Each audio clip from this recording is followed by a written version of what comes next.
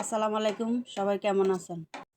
আজকে সকালে যখন হাঁটতে বাইর হইলাম, হঠাৎ করে চোখের সামনে পড়লো অনেকগুলো সবুজ কচু শাক গাছ।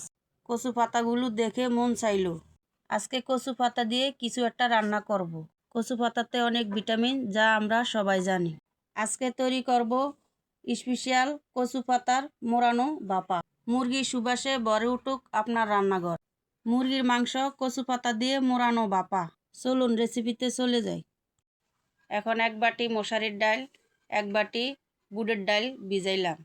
2 ঘন্টার মতো ডালগুলো ভিজিয়ে রাখলাম। আমি মুরগির বুকের অংশটুকু নিলাম।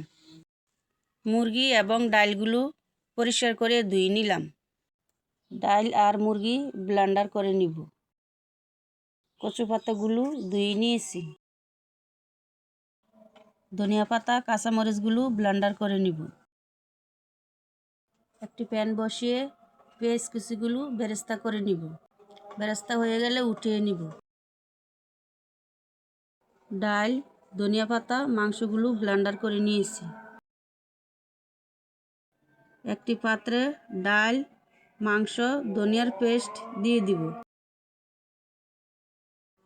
ভেজে রাখা বেরেস্তা, আদা রসুন এবং 2টি ডিম দিয়ে দিলাম।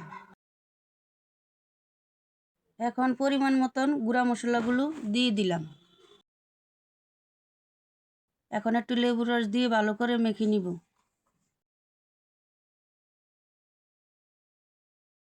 প্রথম একটি কচু পাতা নিয়ে তৈরি করা উপকরণগুলো দিলাম।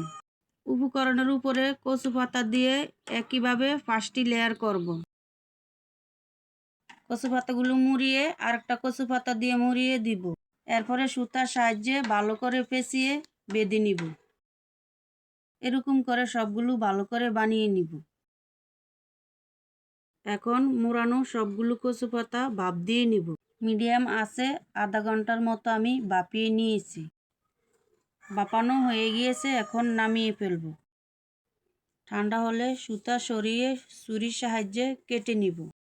সবগুলো সুন্দর করে পিস পিস করে কেটে নিলাম। এখন একটি প্যান বসিয়ে সবগুলো ভাপা তেলের মধ্যে ভেজে নিব। উল্টে পাল্টিয়ে লালচে করে ভেজে উঠিয়ে নিব।